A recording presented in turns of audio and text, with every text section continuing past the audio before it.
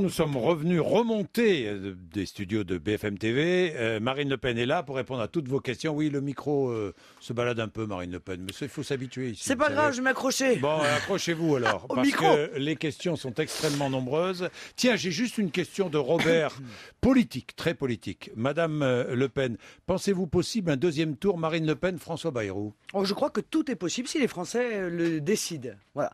Je pense que... Ça, remarquez, oui, c'est le Français qui décide. Non, mais à la limite, ce serait intéressant, en l'occurrence, parce que M. Bayrou est un européiste convaincu. C'est-à-dire qu'il porte la responsabilité, je ne sais pas s'il l'assume d'ailleurs, de la construction européenne et de la volonté qu'il y ait encore plus d'Europe, plus de fédéralisme, moins de souveraineté en France. Il est un défenseur de l'euro à tout prix. Eh bien, il est assez caricatural de la position inverse de la mienne. Donc ça ferait, je crois, un beau match et clair. Bien, Marine Le Pen, vous savez que nous avons une habitude sur RMC, nous posons une question que nous appelons la question SMS. C'est une consultation, ce n'est pas un sondage, encore une fois. Mathieu Béliard, quelle était la question? Quelle est la question du jour et où en est-on? Elle est très simple, elle est de circonstance. Est-ce que pour vous, le Front National est un parti comme les autres? Nous vous demandons de voter par SMS, oui ou non, au 6, 10, 71. Et pour l'instant, votre réponse, c'est oui, à 71%. Bien, nous continuons. Marine Le Pen, prenez les premiers auditeurs. Alors, j'ai une question de Christian, qui a 39 ans, qui est chauffeur poids lourd dans la Nièvre. Vous arrivez au pouvoir. Quelle est votre première mesure pour améliorer le pouvoir d'achat? Non, mais on va le mettre en ligne. Hein. On va le mettre en ligne, il va être avec vous. Ah pardon, excusez-moi. Oui, il va être avec vous. Pardon, alors, Christian, je vous attends. Je suis là. Bonjour Marine, bonjour Jean-Jacques. Vous dialoguez avec les auditeurs.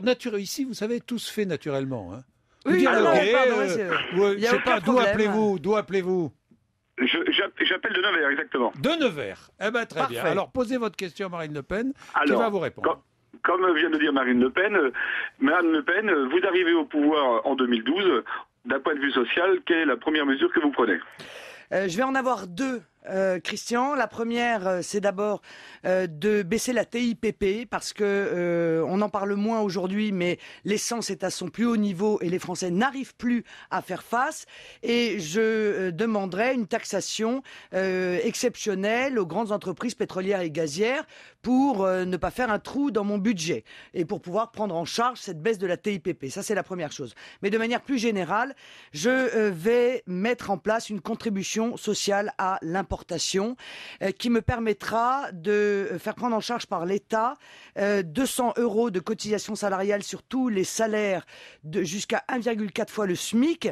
Quelle va être la conséquence? C'est que tous les salaires jusqu'à 1,4 fois le SMIC vont immédiatement augmenter de 200 € net. Parce que moi, le problème des baisses des charges patronales dont parlent les uns et les autres, c'est qu'on s'aperçoit que très rarement elles sont répercutées sur les salaires. Je crois donc qu'il faut faire prendre en charge par l'État directement la cotisation salariale pour pouvoir obtenir une augmentation nette. 200 € de plus sur tous les salaires en dessous d'une fois 4 le SMIC. Oui, je crois. Oui. C'est ce que une fois 4 le SMIC, ça doit faire à peu près 1800, 2000 €. C'est ça, brut. À peu près, brut, oui, 2000 € brut. Donc une augmentation de 200 €, 10%. Net, 200 € net. Hein. Net, ça fait 10%, un peu plus de 10% d'augmentation. Oui, parce que je crois que vraiment là, honnêtement, les petits salaires n'arrivent plus à s'en sortir. Il faut donc faire une mesure immédiate. Est-ce que vous augmentez la CSG? Non. Je dis ça parce que dans le cadre du débat autour de la TVA sociale, certains avancent l'idée d'augmenter la CSG pour financer la protection sociale. Oui, mais non, parce que j'ai pas besoin, puisque justement, je vais faire, si vous voulez, moi l'idée que j'ai, c'est la suivante. Contrairement à Nicolas Sarkozy, son histoire de TVA patronale, en réalité, va taxer autant les importations que les productions françaises. Moi, mon objectif, c'est de faire prendre en charge une partie de notre protection sociale par les importations. Je pense qu'à partir du moment où nous importons des produits, il est tout à fait légitime que cette importation de produits, entraînant d'ailleurs du chômage, que l'on demande à ces importations de participer au maintien de notre système de protection sociale et donc au financement de notre système de protection sociale. Vous n'avez pas peur que des pays nous fassent la réplique, quoi. Hein, c'est-à-dire que nous taxons les produits que nous importons, ils vont taxer les produits que nous exportons. Mais ils le font déjà. Et déjà que nous avons des difficultés à exporter. Non, mais Monsieur Bourdin, c'est toute l'aberration du système. C'est que déjà nos produits sont taxés lorsqu'ils sont exportés dans un certain nombre de pays qui ont mis en place, eux, le protectionnisme économique. Donc moi, je ne veux faire que la même chose. Je veux me remettre dans le rang des nations et je veux pouvoir mettre en place un protectionnisme économique. Puis il y a un autre phénomène dont on a parlé tout à l'heure, c'est que vous me dites, ça plombe les exportations. Non, puisque mes exportations vont être au contraire boostées, puisque retrouvant ma monnaie nationale, je vais empêcher ce handicap majeur qui est une monnaie surévaluée pour les exportations de nos entreprises françaises. Bien, Allez, écoutez, Pierre, 68 ans, est-ce que vous êtes là? Vous appelez de Tarn-et-Garonne, non? Vous êtes retraité. Oui, madame. Et je suis très honoré de vous parler en direct. Et moi de même. Je voulais vous dire en 2 mots, quelque chose d'un peu compliqué, mais en 2 mots. Sur le plan de la défense nationale, seriez-vous favorable à l'idée d'une garde nationale civique proposée aux Français par référendum, basée sur la conscription obligatoire, un service court, de l'ordre de 6 mois, qui redonnerait à la France des effectifs nombreux et formés, tant aux armées qu'aux services publics vitaux pour le pays. Oui, Pierre, la constitution de cette garde nationale est dans mon projet. Elle a vocation à venir au soutien d'une armée qui resterait professionnelle parce que, très honnêtement, moi je ne vous cache pas que nous n'avons pas les moyens de revenir aujourd'hui à une armée de conscription, moyens financiers, je veux dire. Même si tous nous avons fait évidemment le constat que la disparition de l'armée de conscription, de la disparition du service militaire a eu des conséquences et notamment des conséquences sociales qui ont été importantes. Mais je crois que l'on peut avoir d'un côté une armée professionnelle et de l'autre une garde nationale avec des périodes de réserve courtes, ça existe dans d'autres pays, et qui soit capable de venir au soutien d'un certain nombre d'événements, notamment de catastrophes naturelles ou de situations exceptionnelles. Bien. Je vous Merci. remercie. Je vous en prie, Pierre. Merci. Nouvel auditeur. Allez-y. David, 38 ans, vous êtes agent EDF et vous appelez de Haute-Garonne. Oui, bonjour Madame Le Pen. Bonjour. Voilà, moi, ma question, c'est, j'aimerais savoir si jamais vous gagnez les élections, à partir du moment où, bien sûr, vous aurez les 500 signatures, hein, est-ce que vous êtes susceptible de nous donner des noms de personnes de votre entourage qui pourraient vous aider à gouverner la France? Alors, je parle bien sûr alors, sans parler de Maître Collard ou de votre compagnon Louis Alliot. Oui. Bah, évidemment, C'est-à-dire que mais- vous pensez que Marine Le Pen est mal épaulée? Bah écoutez, à part ces 2 personnes-là et Marine Le Pen qu'on entend, on n'entend personne d'autre. Donc moi, ça me fait un Ah, petit moi peu peur j'aimerais quand même. bien, eh ben écoutez David, vous avez raison, moi j'aimerais bien que les médias ouvrent largement leurs antennes à l'ensemble de l'équipe qui constitue mon équipe de campagne, Mais entre autres d'ailleurs. Vous pouvez peut-être les envoyer à votre place aussi. Eh de bien, temps je en le temps. fais, j'envoie Florian Philippot régulièrement, que vous connaissez. J'appelle tous nos auditeurs à aller sur mon site de campagne. Marine Le Pen 2012, vous cliquez sur l'équipe et vous allez voir, au moins en premier, mais ça n'est pas exhaustif, au moins une quarantaine de profils qui, croyez-moi, sont des profils de très grande qualité. Vous pouvez rajouter à cela l'ensemble des responsables du Front National qui sont également des gens de grande qualité. Jean-Richard Sulzer, professeur de gestion à Paris-Dauphine, le professeur Le Breton, qui est professeur de droit au Havre, Marie-Christine Arnautu, qui est une grande spécialiste des affaires sociales, Steve Briouat, Nicolas Bay, Thibaut de la Tocnay, qui est chef d'entreprise. Et il y en a comme cela, pardonnez pour tous ceux que je n'aurais pas nommés, il y en a des dizaines et des dizaines. Croyez-moi, nous avons parfaitement les capacités à diriger la France. Et encore une fois, nous allons de surcroît rassembler autour de nous encore pendant les quelques Oui, mois je voudrais qui préciser viennent. 2 choses. C'est que sur RMC, nous avons invité Florian Philippot là, aux alentours de Noël, et que Louis Alliot était notre invité quelques jours auparavant. Voilà, Donc vous voyez. chacun s'exprime librement. Bien, on passe à une autre question, Marine Le Pen, Adrien. s'il vous plaît. Merci. Adrien de Haute-Garonne, qui est médecin. Bonjour Adrien. Oui, bonjour. Voilà, je voulais poser la question à Madame Marine Le Pen. Qu'est-ce qu'elle compte faire pour le déficit de la sécurité sociale? Et d'autre part, puis moi qui suis médecin généraliste en ville, je voulais savoir, parce qu'on vit des heures difficiles, on travaille 15 heures par jour et on se fait taper sur les doigts à longueur de temps par la sécurité sociale pour faire des économies de bout de chandelle, alors que le déficit, à mon avis, vient pas des pauvres généralistes et qui travaillent jour et nuit pour essayer de rendre service aux malades, et savoir si elle a un projet là-dessus. Oui, je suis d'accord avec votre analyse. Je pense que la tactique systématique, c'est de taper sur les médecins généralistes, et c'est vrai qu'on s'aperçoit que les économies qui sont réclamées sont des économies de bout de chandelle. Je vous signale également que les patients sont les premières victimes des décisions du gouvernement, puisque la multiplication des déremboursements de médicaments soi-disant inefficaces. Je ne sais pas d'ailleurs, Adrien, quelle est votre opinion, si vous avez la même que la mienne, mais moi, tous les médecins qu'on dérembourse, je les connais. Tous les médicaments qu'on dérembourse, je les connais. C'est donc que des médecins me les ont prescrits, et si des médecins me les ont prescrits, j'imagine que c'était les plus efficaces sur le marché. Exactement. Si on a fait 8 ans d'études, c'est qu'on sait quand même à quoi ça sert, et c'est pas pour faire plaisir à des produits pharmaceutiques ou pour faire travailler, c'est simplement on pense que ça va soulager le malade. Notre seul but, c'est de soulager le malade et qu'il soit soulagé et qu'il soit bien guéri. Je prends un médicament anodin pour de la circulation du sang sur les personnes âgées qui prennent du Tanacan, par exemple, depuis des années. On leur dit, c'est plus remboursé. Les pauvres papis et mamies premièrement, ça a prouvé son efficacité, parce que sinon, je ne vois pas pourquoi il resterait encore sur le marché. Et deuxièmement, ça les perturbe complètement de avoir ce médicament. Mais vous voyez bien donc. Mais vous voyez bien donc le cynisme, si vous voulez, du gouvernement, qui en réalité explique que ces médicaments sont inefficaces, alors qu'il s'agit uniquement de dérembourser des médicaments qui sont les plus efficaces et qui sont les plus utilisés par des millions de Français. Bon, cette situation est un. Alors, nous avons de grandes propositions que je vous conseille d'ailleurs d'aller voir sur notre site, parce que je pense qu'effectivement structurellement la sécurité sociale pourrait être ramené à l'équilibre, parce que il y a des dysfonctionnements structurels de la sécurité sociale qui ne sont pas, il faut bien l'admettre, de la responsabilité des médecins. Et puis, Adrien, je vous le dis aussi, je pense qu'il faut faire des choix quand on est en situation de crise, et qu'il va falloir faire du protectionnisme social, c'est-à-dire réserver une partie de l'accès aux soins aux Français, parce que l'AME coûte des millions et de mettre des dizaines, même des centaines de millions d'euros chaque année, et que nous n'avons plus les moyens. Je crois qu'à un moment donné, il faut avoir le courage de le dire. Aux Français et non pas aux étrangers en situation régulière.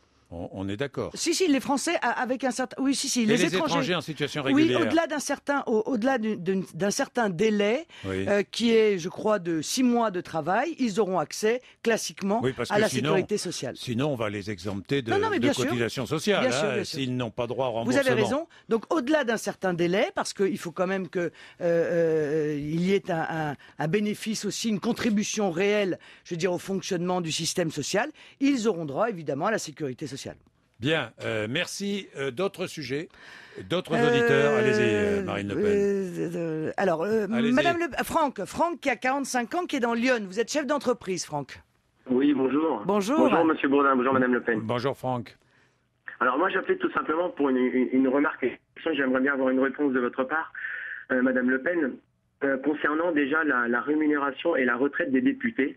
Alors on entend aujourd'hui un peu tout, un peu n'importe quoi à ce sujet-là, notamment il faut que nous on fasse bien entendu des économies, qu'on aide la France à essayer de régler son problème de dette. Moi je suis complètement d'accord pour le faire. Néanmoins quand j'entends les chiffres que j'entends, je suis un peu effaré. Au système des députés.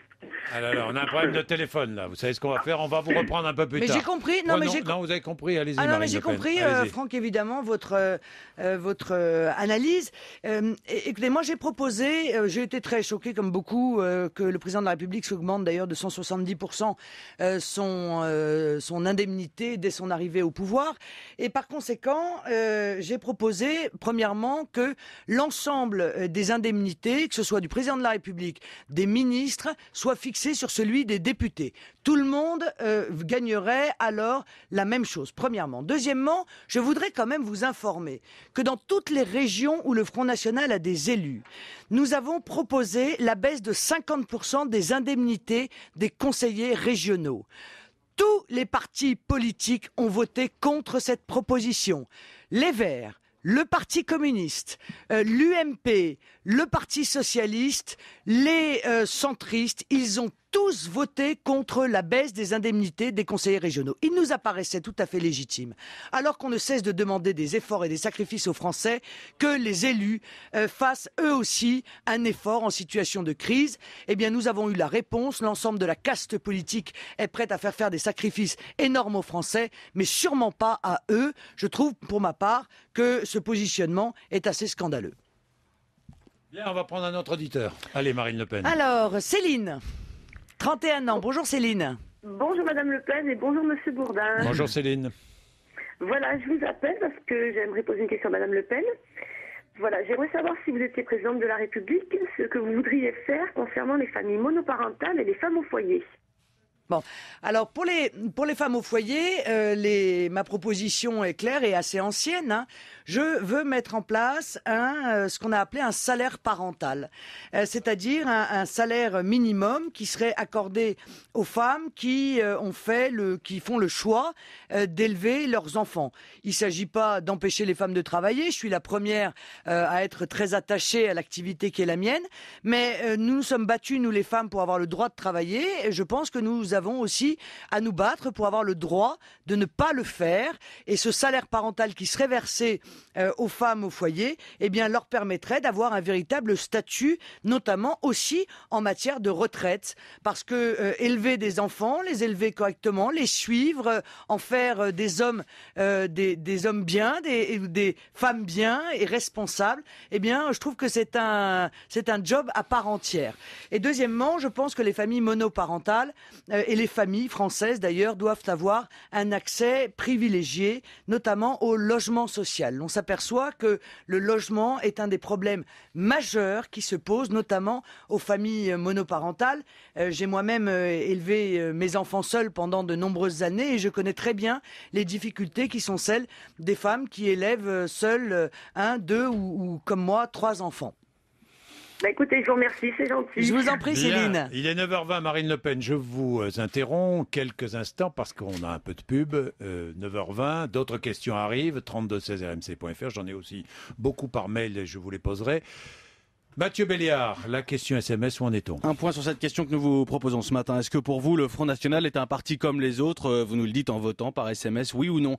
Au 6 10 71, pour l'instant, c'est toujours oui à 70%. Et nous lisons des messages du oui et du non alternativement. Viviane est dans la Nièvre, elle nous dit « Je resterai toujours respectueuse de ce parti. Il y a des Français et des Françaises qui votent pour ce parti. Et ces Français et ces Françaises, ils le font par centaines de milliers et surtout, ils le font avec conviction. Alors je ne les mépriserai pas, nous dit Viviane. En revanche, je ne pense pas vraiment que le Front National soit un parti comme les autres. Il ne le sera jamais. D'ailleurs, le Front National est un parti qui joue la carte de la division, nous écrit Viviane, alors que les autres tablent sur l'unité. Le Front National est un parti qui joue la carte de la peur, alors que les autres veulent rassurer, nous dit Viviane, et tout sans le juger négativement, ça ne fait du parti qu'un parti défouloir. Le Front National n'est qu'un punching ball, nous écrit Viviane dans la Nièvre. C'est un vote contestataire, ça reste un vote et ça je le respecte, mais ça n'est qu'un vote pour exprimer, manifester et protester démocratiquement. Ça n'est rien de plus. Le Front National, ce sont des superbes tremplins de protestation et de coups de gueule, mais ça n'est pas le début d'un commencement de réflexion politique sérieuse, nous écrit Viviane. Vous continuez à voter. Est-ce que pour vous, le Front National est un parti comme les autres, oui ou non ? Par SMS 6 10 71. RMC Bourdin 2012, Marine Le Pen, Jean-Jacques Bourdin. Bien, Marine Le Pen continue à répondre aux auditeurs d'RMC. Alors, j'ai Stéphane d'Annecy qui vous dit, intéressant ce que nous dit Stéphane, vous nous disiez tout à l'heure, Marine Le Pen, qu'en cas de sortie de l'euro, un franc vaudrait 1 euro. Oui. Ben, c'est ça. Hein. Alors, cet auditeur, Stéphane, nous dit, mais 1 euro vaut 1,27 $. Ça veut dire qu'un franc vaudrait 1,27 $. Ça veut dire que lorsque nous allons revenir au franc national, vous savez qu'on décide de la parité, d'abord. Bon. Après, chacune des monnaies des pays... Oui, non mais oui, on décide de la pas parité. seul à décider, Par exemple, quand on est oui, passé à l'euro, on a décidé oui. que le franc, 1 euro égale 6, un franc vaudrait 1 euro. Donc on est un franc va valoir 1 euro. Bon. Puis, chacun des pays vont voir leur monnaie, les parités de leur monnaie s'adapter les unes par rapport aux autres. Ça veut dire que très probablement l'euro va se déprécier par rapport aux marques, mais qu'il va beaucoup s'apprécier par rapport à la drachme ou à la lire. Voilà, donc on ne peut pas sortir seul, quoi, si je comprends bien. Si, on pourrait sortir seul. Si, la Grande-Bretagne a conservé sa monnaie nationale. Nous pourrions. Non, mais la seule différence, c'est que la Grande-Bretagne n'a jamais adopté l'euro. Oui, mais Monsieur Bourdin, très honnêtement, je pense que... Non mais écoutez-moi, je pense que si la France sort de l'euro, il n'y aura plus d'euro. Je pense d'ailleurs que nous n'aurons pas à en sortir et qu'encore une fois, il faut anticiper cette sortie plutôt que de la subir. Parce que sinon le dollar à 1,27 € est tout aussi surévalué que l'euro. Mais ça n'a rien à voir. On est surévalué par rapport à quelque chose, Monsieur Bourdin. On n'est pas surévalué comme ça, en l'air, dans la nature. Un franc qui vaut 1,27 $, ça poserait problème quand même, non ? Mais non, mais de toute façon, le franc va se déprécier. Et s'il ne se déprécie pas assez, je suis prête, et je l'ai dit, et je l'assume, à faire une dévaluation compétitive du franc pour que ma monnaie soit adaptée à mon économie et que je ne subisse pas le handicap d'une monnaie qui est surévaluée par rapport à l'économie qui est la mienne. Bien, Marine Le Pen. Je tenais quand même tout à l'heure à répondre à Viviane. Bon, parce que on nous dit que le Front National est un parti, les électeurs du Front National ou les électeurs qui voteraient Marine Le Pen sont protestataires. C'est exactement l'inverse que disent d'ailleurs les études.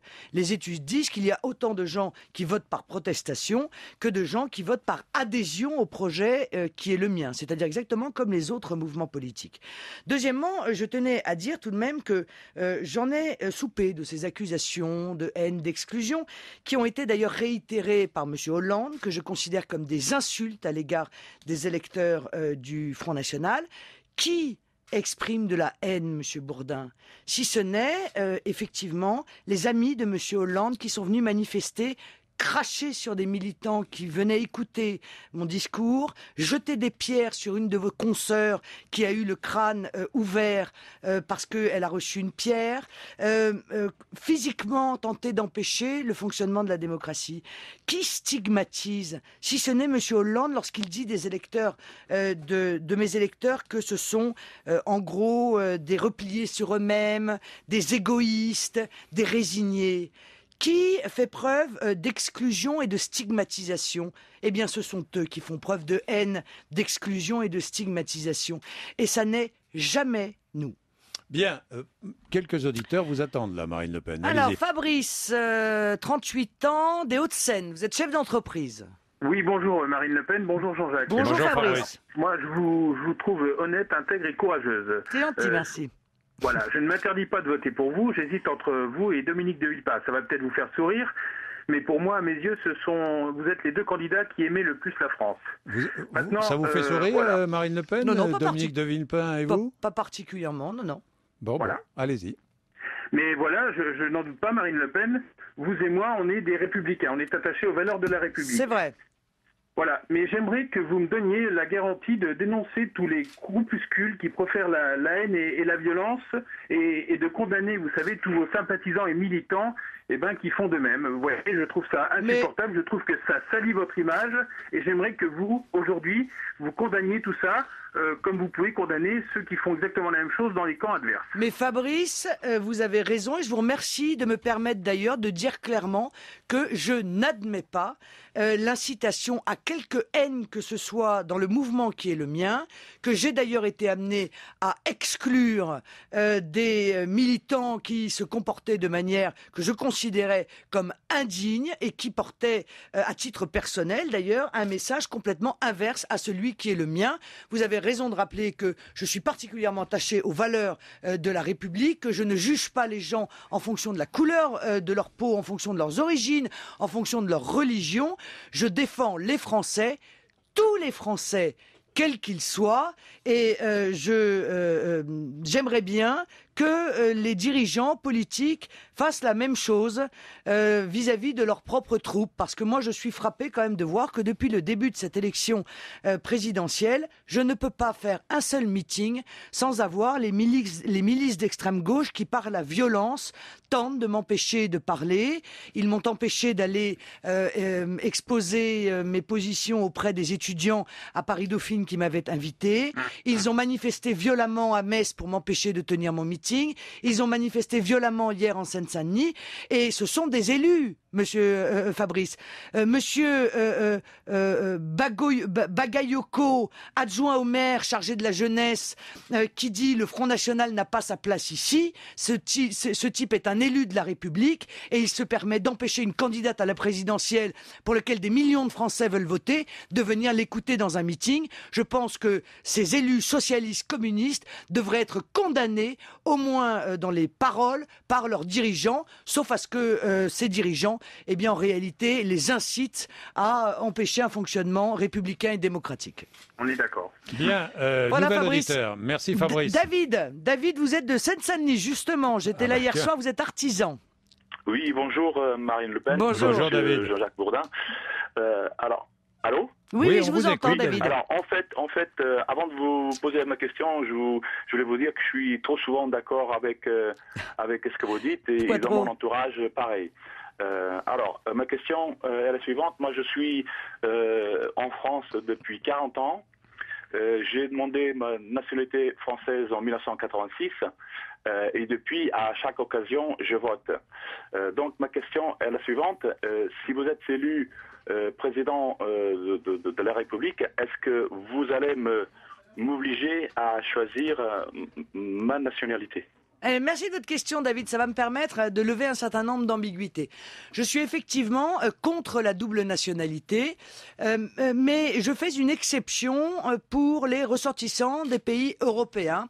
L'Allemagne, d'ailleurs, effectue le même fonctionnement, c'est-à-dire qu'on aurait le droit de conserver sa double nationalité lorsqu'on a une double nationalité française avec une nationalité... On peut être français et roumain, par exemple. Avec une nationalité européenne, mais pas en ce qui concerne les pays extra-européens. Voilà, j'espère que j'ai répondu à votre question et que je vous ai rassuré, puisque ça avait l'air d'être pour vous une inquiétude.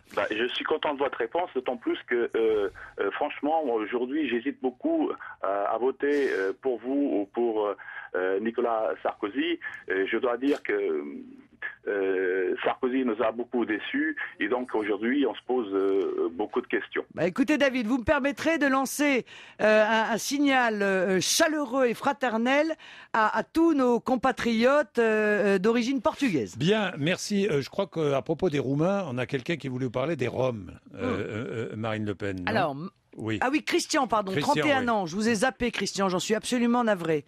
Je vous en prie, bonjour Madame Le Pen. Bonjour Christian. Bonjour. Bonjour Christian. Je précise que je ne suis pas sympathisant Front National, en fait j'hésite moi aussi. J'en profite pour remercier Monsieur Bourdin de nous donner la parole, parce que c'est vrai que c'est rare quand même qu'on ait accès à des médias et qu'on puisse poser des questions en toute liberté. Vous savez quel est mon principe, hein? Merci. Il est clair et il sera toujours le même. Au cours de cette campagne qui vient de commencer, je suis frappé quand même de l'absentéisme dans les médias du sujet des Roms. Je suis désolé, moi j'habite dans un département qui est particulièrement, je dirais, touché par cette problématique. Moi j'aimerais bien savoir qu'on me dise enfin qu'est-ce qu'on décide pour ces gens-là. Moi j'ai rien contre les Roms et je suis un républicain, mais j'aimerais bien que mon pays, que mon gouvernement, enfin que mes dirigeants me disent clairement ce qu'on fait d'eux. Est-ce qu'on continue comme ça à avoir des gens je veux dire parqués comme des animaux, excusez-moi, mais pour moi c'est ça, comme ça, au milieu de nos rues, au milieu de nos bâtiments, au milieu de nos infrastructures, comme si on faisait comme s'ils n'existaient pas, alors que ces gens-là existent. Moi je suis désolé, pour moi ce sont des êtres humains, et je suis d'accord, la France n'a pas vocation à récolter toute la misère du monde, mais j'aimerais bien qu'on décide de leur sort, soit on les ramène chez eux, soit on les accepte. Mais il faut prendre une décision, mais pas rester dans cette expectative, je veux dire, qui favorise chez eux aussi la délinquance, la mendicité, la prostitution. Il y a des tas de choses négatives et des tas de choses positives chez eux. Je suis pas en train de les dénigrer, mais quand même, je tiens quand même à ce que, une bonne fois pour toutes, les politiques s'emparent de ce sujet et décident une fois pour de bon. On va demander à Marine Le Pen. Christian, vous avez parfaitement raison, parce que ce qui est inadmissible, c'est qu'en réalité, par sa faiblesse et son laxisme, ou son cynisme d'ailleurs, le gouvernement laisse les habitants aux prises avec des situations qui sont insupportables. Sur le plan, effectivement, d'une surdélinquance, sur le plan sanitaire, parce que vous avez raison de le dire, la manière dont les Roms vivent dans des camps est éminemment critiquable, et d'ailleurs dangereuse, très probablement pour eux. Or, que le gouvernement dise clairement, écoutez, on les accepte parce que nous, on considère que l'immigration doit être accueillie. Moi, je préférerais qu'ils disent ça, parce qu'au moins les choses seraient claires. Or là, ils vous laissent dans un no man's land, en laissant les élus locaux et les habitants, se débrouiller avec ce problème dont je partage avec vous l'avis que c'est un problème essentiel. Moi, les choses sont claires. Actuellement, personne n'en parle dans toute la C'est vrai, c'est vrai, Christian. Moi, les choses sont claires. Moi, je suis pour le démantèlement de tous les camps illégaux, qu'ils soient d'ailleurs Roms ou autres. Moi, je suis dans le Nord-Pas-de-Calais et nous avons de gros problèmes aussi de camps illégaux, de clandestins qui cherchent à aller en Angleterre. Je suis pour l'application de la loi. Toute la loi, rien que la loi. La différence avec le gouvernement, c'est que moi, je suis aussi pour la maîtrise de nos frontières. Je renégocierai Schengen et je considère que les Français ont le droit de décider qui entre et qui se maintient sur notre territoire. On n'a pas à nous imposer tel ou tel ressortissant de tel ou tel pays qui pourrait venir chez nous sans nous en demander l'autorisation. Aujourd'hui, on se retrouve dans une situation... Même des ressortissants qui ont la double nationalité. Ceux qui ont la double nationalité, Monsieur Bourdin, c'est une question... Non, mais je dis ça comme ça, donc aujourd'hui, vous renégociez Schengen. Vous voyez bien le scandale de l'opération de communication qui a eu lieu avec les Roms il y a quelques mois. On ramène les Roms à la frontière, sachant pertinemment que ne serait-ce qu'une demi-heure plus tard, ils peuvent revenir. On leur donne de l'argent. On leur donne des aides au départ qui sont autant d'aides qui ne servent strictement à rien puisque l'on sait pertinemment que 15 jours ou 3 semaines plus tard, ils reviennent. Et on laisse ce système profondément inefficace, profondément laxiste, perdurer sans prendre aucune décision. Ceci démontre qu'encore une fois, entre les paroles et les actes, il y a dans le gouvernement de Nicolas Sarkozy un véritable monde. Bien, j'ai 2-3 questions sur l'immigration posées par un auditeur, puis j'en ai un, je lis un livre formidable, je vous le donnerai, de Tzvetan Todorov, qui est un historien bulgare d'origine, qui est franco-bulgare. Il écrit « L'immigration apporte plusieurs bénéfices aux pays d'Europe occidentale, sans même parler de ce que les immigrés récents acceptent d'exercer des métiers dédaignés par les autochtones. » C'est vrai, ça? Non, c'est faux. C'est faux. Ah bon, c'est faux. Non, c'est faux. C'est faux. Ah bon. Il y a des métiers que les Français veulent faire et qu'ils ne peuvent pas faire. Il y a des métiers que les Français voudraient bien faire, mais les salaires qui sont versés ne leur permettent pas de vivre dignement. Et c'est d'ailleurs c'est le but, c'est la raison pour laquelle le grand patronat appelle toujours à plus d'immigration avec la complicité de Nicolas Sarkozy. C'est parce qu'ils savent très bien que les immigrés, on peut les payer au salaire minimum et qu'il y aura toujours une armée de réserve pour occuper la place. Et ça, c'est un véritable scandale. Voilà. Et on utilise ces immigrés, personne n'y trouve un bénéfice, ni les immigrés en question, ni les Français, puisque les immigrés sont utilisés pour peser à la baisse sur les salaires. On sait que l'immigration contribue au rajeunissement nécessaire de la population, augmentant ainsi la proportion des actifs par rapport aux retraités. Non mais n'importe quoi. Qui augmente la proportion des actifs par rapport aux retraités, c'est l'emploi. Quand il y a 5 millions de chômeurs dans un pays, la population c'est ça le problème. C'est pas Non mais Monsieur Bourdin, quand on a 5 millions de chômeurs dans un pays, pourquoi est-ce qu'on fait entrer encore de l'immigration, 200 000 immigrés chaque année ? En règle générale, j'ajoute, les immigrés sont animés par une ambition et un dynamisme caractéristiques de tous les nouveaux venus, d'un esprit entreprenant comme d'une capacité d'innovation. Oui, mais je vois toujours en creux ces critiques qui sont partagées par la classe politique française. Mais oui, bien sûr, les Français sont présentés comme des paresseux. Mais non. Mais si, systématiquement, et c'est un véritable scandale, ils veulent pas travailler, ils sont des assistés et ils font appel à ces immigrés qui, heureusement, viennent nous aider pourquoi ? Stop. Bon. Les Français ne sont pas des paresseux. Les Français sont des travailleurs. Il y en a énormément qui ont un double travail, d'accord, qui ont 2 boulots pour pouvoir faire vivre leur famille. Le problème, c'est qu'on a utilisé l'immigration, encore une fois, pour peser à la baisse sur les salaires. Les salaires sont bloqués. On ne peut pas aujourd'hui vivre correctement avec les salaires qui sont versés par un certain nombre d'entreprises. Pourquoi ? Aussi parce qu'on laisse les entreprises en concurrence déloyale avec des pays à très bas niveau salarial. On est en train de modeler tout le monde vers le bas. Donc augmentons les salaires et croyez-moi, il y a un certain nombre d'endroits, la restauration, le bâtiment, où des Français viendront travailler si le salaire correspond à la pénibilité de ces métiers. Bien, j'ai 2 questions encore. La première vient de Gilles, qui est dans Loire-Atlantique, qui nous dit les retraites, âge, montant, durée de cotisation. Quelle est votre position ? 40 années pleines pour obtenir une retraite à la carte. Vous travaillez moins que 40 années, vous touchez une retraite avec une décote. Je commence à travailler à 17 ans, je travaille 40 ans. À 57 ans, je peux partir à la retraite. Exactement, Monsieur Bourdin. Ça me paraît parfaitement juste et c'est sur le plan financier absolument tenable. Mais pour ça, il va falloir aussi, qu'est-ce que vous voulez, arrêter de verser des retraites à des gens qui n'ont jamais ni cotisé ni travaillé en France et qui débarquent avec des revenus faibles et qui ont le droit à obtenir 700, je crois, 50 € par mois. Est-ce que vous continuez à financer avec de l'argent public les syndicats ? Oui. On peut continuer à financer en fonction, mais sauf que d'abord il va y avoir des syndicats libres, c'est-à-dire qu'on va permettre aux syndicats de se constituer. Aujourd'hui, les syndicats ne sont pas représentatifs des salariés français, parce qu'il y a 7% de syndiqués, ce qui est évidemment très peu. Je crois que c'est le plus bas niveau de toute l'Europe. Et deuxièmement, je vais soumettre les syndicats à une transparence du financement, parce qu'aujourd'hui, le financement des syndicats, c'est une totale opacité.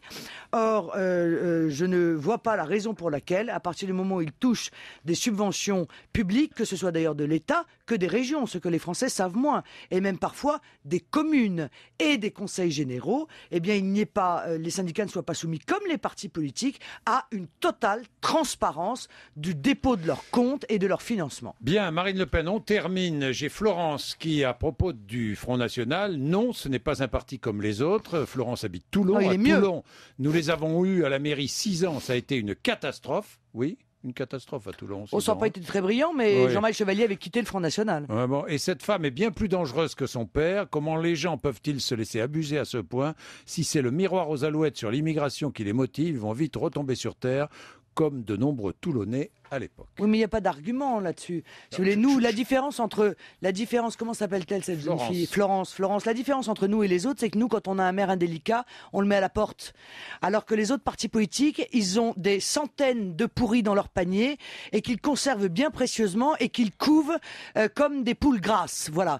C'est la grande différence qu'il y a entre le Front National et les autres partis politiques. Marine Le Pen, merci d'être venue nous voir ce matin. Merci de votre invitation. Nous, évidemment, recevons d'autres candidats à la présidentielle. Nous avons reçu François Hollande, nous recevrons, oui, bien sûr. Eva Joly bientôt, je crois. Enfin bon. Allez-y, Mathieu Béliard, la question SMS, la consultation. Vous continuez à voter, c'est la question que nous vous proposons par SMS ce matin. Est-ce que pour vous, le Front National est un parti comme les autres? Pour voter, c'est très simple, oui ou non par SMS, donc au 6 10 71. Et pour l'instant, votre réponse, c'est oui à 72%.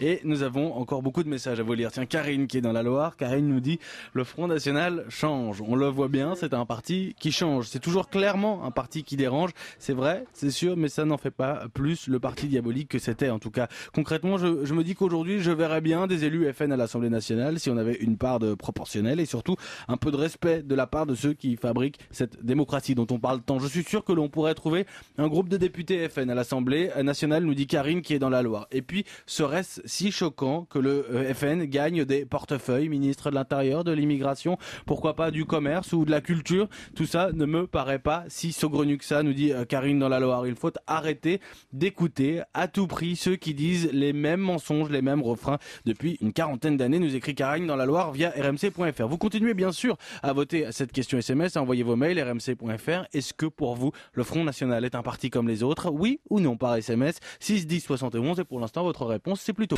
RMC Bourdin 2012 pour intervenir à l'antenne 32 16 touche 1. Il est 10h moins le quart. Allez, Philippe est en Gironde, gérante d'une station-service. Bonjour Philippe. Oui, bonjour Jean-Jacques, merci en tout cas de je vous en prie, Philippe. Mon je appel. vous en prie. Voilà. Vous vouliez parler de la hausse quotidienne du prix de l'essence. C'est vrai que personne n'en parle et vous avez raison d'en parler, Philippe. Absolument personne. Depuis une dizaine de jours, on a tous les jours, puisque nous on est commissionnaires, donc nos prix nous sont imposés entre guillemets par le pétrolier et on répercute donc tous les jours ces hausses quotidiennes. On se retrouve en moyenne maintenant avec un prix à la pompe, je parle pour les GMS à 1,40, 1,41 et hors GMS, on est de façon assez courante aux alentours de 1,50. On a quand même, parallèlement, j'ai une activité de négoce de fuel où on a sur le chauffage la même problématique de hausse et on n'a aucun politique ou aucun média qui en parle. Alors pas nous dire oui, en Italie on est à 1,74. Est-ce qu'il faut attendre d'arriver à 1,74 pour commencer un petit peu à faire quelque chose? Moi je suis surpris, même les professionnels du transport, que ce soit les transporteurs, les taxis, personne ne bouge. Je suis assez surpris. Je suis assez surpris de voir un petit peu cette, je sais pas, c'est une léthargie, je sais pas comment on va appeler ça. Il y a un état de fait qui fait que personne ne dit rien. On subit, donc tous les jours ça grève des budgets, les entreprises souffrent, tout le monde souffre et ça continue. Donc je pense qu'il faudra à un moment ou à un autre qu'on prenne à bras le corps ce problème-là, voir un petit peu comment on peut revenir à une TIPP flottante ou encadrer le prix du carburant, pourquoi pas, qui est un prix réglementé, pourquoi pas. Je vois pas pourquoi on réglemente bien l'électricité, pourquoi on réglementerait pas le carburant. Moi je suis un peu surpris que personne ne réagisse au quotidien à ces augmentations. Bien, merci mon cher Philippe. Merci de l'avoir signalé parce que j'ai eu quelques mails, mais vous avez eu raison. Il y a tellement d'actualités. Merci à vous dans tous les cas. En tout cas, bonne journée Jean-Jacques, merci. Merci à vous. Au revoir Philippe. Au revoir. Jean-Marc est à Marly-la-Ville. Oui, le FN est un parti comme les autres. Pour autant, ces millions d'électeurs ne sont pas représentés à l'Assemblée nationale. Quel bel exemple de démocratie. Non, répond Christian à Jean-Marc. Le Front National n'est pas un parti comme les autres. Il joue sur les peurs, la division. Je sais, Nicolas Sarkozy et Claude Guéant font la même politique. Quel est le programme économique du FN? Quel est son programme sur la fiscalité? Quel est le programme social du Front National? Voilà ce que nous dit Christian. Je ne suis pas convaincu par les propos de Marine Le Pen. Voilà. Alex est retraité dans le Puy-de-Dôme. Bonjour Alex. Oui, bonjour Jean-Jacques. Bonjour mon cher Alex. Vous dites... Comme on dit chez nous aux Antilles, tiens de être pas molli. Ça veut dire il faut tenir bon et ne rien céder. Je ne céderai rien à personne, Alex. Bon. Alors la question est claire, rien à personne. J'essaie d'être le plus en dehors de la posture politique. Allez-y Alex. Oui, alors je disais que pour moi, à mon avis, je ne trouve pas que le FN c'est un parti politique parce que un parti qui prône la division entre les Français, c'est pas dans notre tradition ça. Et monter les gens les uns contre les autres. Déjà quand on voit les militants FN qui prennent la parole, beaucoup prônent la haine, la division, la peur, comme disent tout le monde le voit ça, mais ils parlent très peu de vraie politique. Puis je pense aussi que le Front National deviendra, pourtant leur leader, Mme Le Pen, c'est quand même beaucoup de talent, attention, mais je pense que ce parti deviendra vraiment un parti politique quand le père fondateur ne sera plus là, quoi. Parce que tant qu'il sera là, je ne pense pas que ce parti deviendra vraiment un parti réellement politique. Voilà, mon avis. Merci Alex. Merci dans tous les cas. Merci. Tiens, puisque à Clermont-Ferrand, vous êtes à Clermont, Alex? Allô? Oui, allô? Vous êtes à Clermont? Oui, bien sûr. Bon, vous êtes à Clermont, Alex? Oui, je suis, oui. Il y a eu il s'est passé des choses graves à Clermont-Ferrand, des voitures qui ont brûlé tout le week-end, la population est très énervée, d'ailleurs on va y aller en reportage pour savoir exactement. Merci Alex. Fessal, justement. Oui, bonjour. Bonjour Fessal, vous êtes commercial dans le Val d'Oise, mais Clermont, vous connaissez? Oui, je suis originaire de Clermont-Ferrand et mes parents habitent toujours là-bas. Et vos parents, qu'est-ce qui se passe-t-il alors? On sait ce qui se passe, malheureusement. Allez-y. En fait, aujourd'hui, ce qu'on trouve surtout inadmissible, c'est que l'information, elle n'est pas reliée, parce que ce qui s'est passé, c'est vraiment grave. Il y a eu un lynchage d'une personne. Aujourd'hui, il y a eu 2 policiers qui se sont déchaînés sur une personne. On ne sait pas encore, puisque l'enquête est ouverte, Faisal. L'enquête est ouverte, mais hier, il y a eu des témoignages à la télé. Oui, je sais qu'il y a eu plusieurs témoignages. Une enquête est ouverte et demain, je vous signale que je reçois Claude Guéant, le ministre de l'Intérieur. Alors, il faudra lui poser la question. Je n'hésiterai pas à lui poser la question. Pourquoi il n'y a personne encore qui est parti à Clermont-Ferrand? Ça fait 1 semaine que la personne elle est dans le coma et qu'il n'y a eu aucun relais médiatique au niveau national. Pour toutes les affaires, on a un relais national et aujourd'hui, pour celle-là, on n'en a pas. Alors qu'il y a 600 personnes qui sont descendues dans la rue samedi pour manifester leur désarroi devant cette situation-là. Et aujourd'hui, on ne comprend pas. Aujourd'hui, ce qu'on veut, c'est comprendre pourquoi, qu'est-ce qui s'est passé. Et on veut avoir la vérité sur cette histoire-là. Oui, je comprends, Faisal. Je comprends. 2 policiers sont mis en cause. Puisque, encore une fois, une enquête a été ouverte. Et demain, j'essaierai d'en savoir un tout petit peu plus avec Claude Guéant. Je ne sais pas si ça va être facile, mais enfin, j'essaierai. Et effectivement, nous allons ne vous inquiétez pas, traiter Il abondamment faut qu'il y ait un relais le au sujet. niveau national, monsieur Bourdin. Il faut qu'il y ait un relais au niveau national. Des choses comme ça, elles ne peuvent pas se passer en France. On est dans un pays démocratique. On peut pas. C'est des choses Il comme y ça. a eu ne peuvent pas se passer. interpellation, si j'ai bien compris, il y a eu interpellation pendant la nuit de la Saint-Sylvestre. Exactement. C'est un homme de 30 ans qui a été interpellé par la police. Et il est depuis dans le coma. Il est depuis dans le coma. Que s'est-il passé? C'est la grande question, évidemment. Une information judiciaire a été ouverte qui vise donc 2 policiers. Merci Faisal. Merci à vous, monsieur Bourdin. Merci. Au revoir Faisal. Au revoir. Allez, je prends Franck qui est dans le Maine-et-Loire, conducteur routier. Bonjour Franck. Oui, bonjour. Bonjour. Vous êtes bonne militant. Bonne année Franck. Vous êtes militant du Front National. Tout à fait, oui. Depuis que Marine Le Pen a pris la direction du parti, j'ai pris ma carte. Oui. C'est un parti comme les autres, Franck? Absolument. Je vois pas où est le... Mais qu'est-ce qui vous empêchait auparavant de prendre votre carte, avant que Marine Le Pen ne prenne la direction du parti? Parce que je pense que je m'étais jamais vraiment impliqué politiquement, quoi. Je veux dire, je pense que comme beaucoup de Français, je me laissais faire. Je me laissais diriger, et puis en fin de compte, je me suis aperçu avec Monsieur Sarkozy, parce que j'ai voté pour lui au présidentiel, que en fait, je m'étais bien trompé et bien fait avoir, quoi. Parce qu'il nous a fait beaucoup de promesses, et puis voilà, quoi. Et en fin de compte, quand on regarde bien, c'est le seul parti actuellement en France qui défend la démocratie et la République, c'est le Front National, quoi. Il n'y a que ça, quoi. Bien, merci. C'est moi qui vous remercie. Merci Franck. Il est 9h53. Allez, Mathieu Béliard, dernier point. Encore 4 minutes pour voter. 3-4 minutes. Vous votez, vous continuez à voter. D'ailleurs, ce matin, je tiens à le préciser, Jean-Jacques, vous êtes très nombreux à voter à cette question SMS et vous allez continuer à le faire ce matin. Elle était de circonstance, cette question. Nous vous demandons tout simplement, est-ce qu'à vos yeux, le Front National est un parti comme les autres? Alors, vous réagissez bien sûr au 32-16, vous envoyez nombreux vos mails via rmc.fr, vous continuez de le faire d'ailleurs. Et puis, vous votez, il vous reste très peu de temps pour voter. Est-ce que pour vous, le FN est un parti comme les autres? Oui ou non? Par SMS, 6 10 71. Pour l'instant, vous dites oui à 73%. RMC Bourdin 2012, 32-16, touche 1. Bruno à Perpignan qui me dit merci Monsieur Bourdin d'avoir reçu Marine Le Pen. Par contre, le coût du livreur immigré de pizza reste assez pitoyable. Et pourquoi?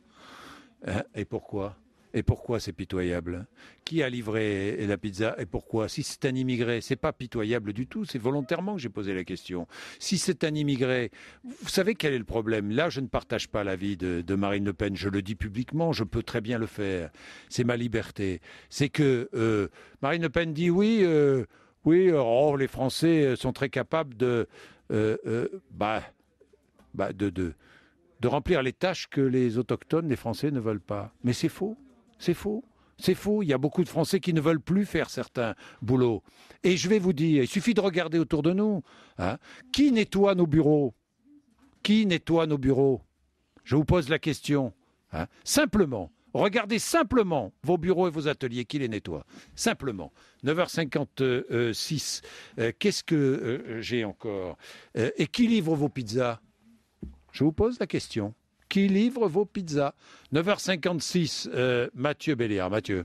La question SMS, je vous la repose. Vous êtes extrêmement nombreux. Ça, c'est Jean-Jacques, en particulier depuis 8h ce matin. Vous êtes très très nombreux à voter à cette question SMS que nous vous proposons. Est-ce que pour vous, le FN est un parti comme les autres? Vous nous le dites en votant oui ou non par SMS au 6 10 71. Alors, Élodie a 25 ans, serveuse. Bonjour Élodie.